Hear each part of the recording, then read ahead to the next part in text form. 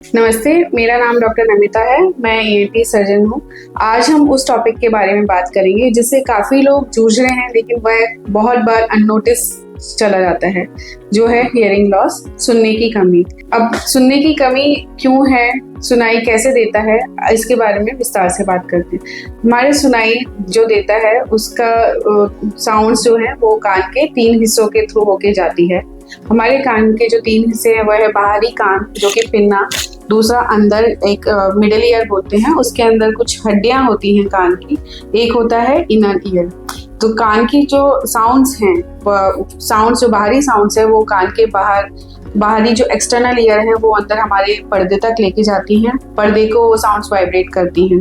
वह वाइब्रेशंस कान की हड्डियों को वाइब्रेट करती हैं और कान की हड्डियों का जो वाइब्रेशंस हैं वह इनर ईयर के अंदर जाके एक्यूमुलेट होती हैं। यह इनर ईयर वाइब्रेशंस हैं, इनको इलेक्ट्रिकल एनर्जी में कन्वर्ट करता है। वो इलेक्ट्रिकल एनर्जी ब्रेन तक पहुंचती है, फिर हमें सुनाई देता है जब ब्रेन तक इलेक्ट्रिकल एनर्जी पहुंच जाती है। तो अब अगर कान के इन तीनों हिस्सों में कहीं पे भी कुछ प्रॉब्लम है, चाहे वो आउटर ईयर, बाहर का जैसे कान का पर्दा या हमारा कान की नली, या मिडल ईयर जिसमें कान की हड्डियां होती हैं, या फिर इनर ईयर जिसमें आपका इलेक्ट्रिकल एनर्जी प्रोड्यूस होती है, इनमें किसी भी हिस्से में अगर दिक्कत है तो हमें सुनने में कमी हो सकती है। अब सुनने में कमी है, ये कैसे पता करें, क्या इसके लक्षण हैं?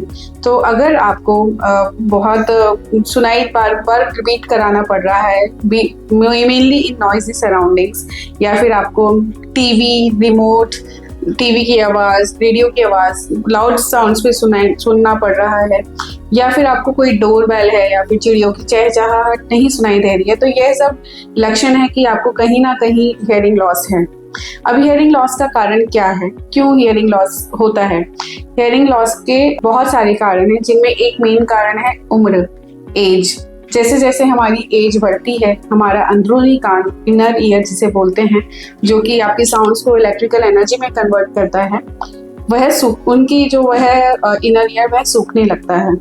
दूसरा कारण है कुछ बच्चों में जन्मजात ही हियरिंग लॉस मिलता है।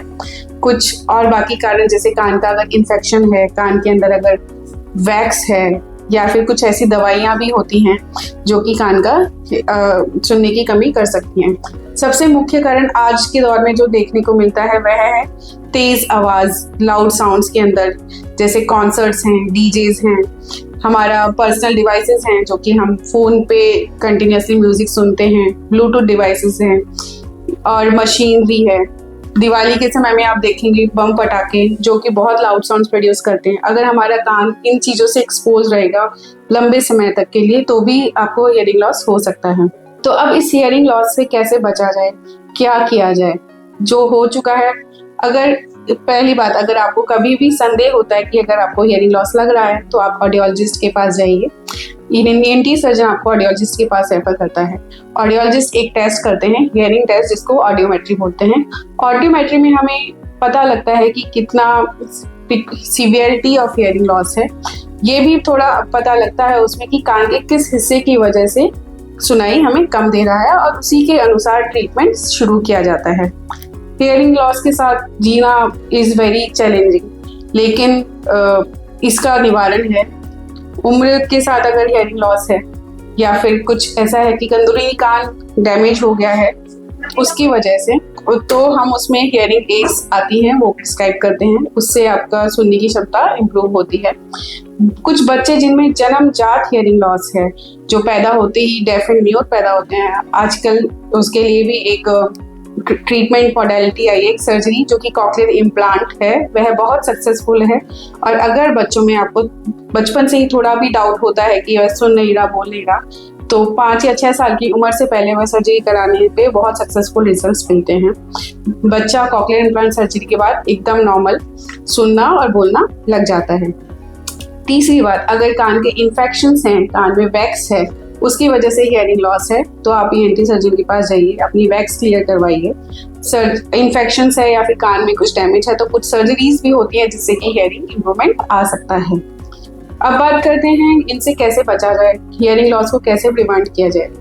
कुछ जैसे कि आप अगर किसी मशीन ऐसी जगह पे काम कर रहे हैं जहाँ बहुत ज़्यादा साउंड है, मशीनरीज हैं, तो आपके लिए ईयर प्लग्स, ईयर मफ्स आते हैं, उनको आप कान में लगा के काम में लीजिए। आपकी जो पर्सनल डिवाइसेस हैं जैसे कि टीवी का आवाज तेज या फिर मोबाइल फोन, ब्लूटूथ, उन पे हो सके तो थोड़ा आवाज कम करके सुने और लंबे समय तक उन्हें कान में लगा के ना सुने। फिर भी अगर आपको दिक्कत है तो आप जाके किसी भी ईएनटी चेकअप डॉक्टर को आप एक बार ईएनटी अपना ऑडियो हियरिंग टेस्ट करवा सकते हैं रेगुलर बेसिस पे, अगर आपको लग रहा है तो। हमेशा की तरह prevention is better than cure. कुछ भी होता है सबसे पहले आप ईएनटी डॉक्टर को संपर्क करें।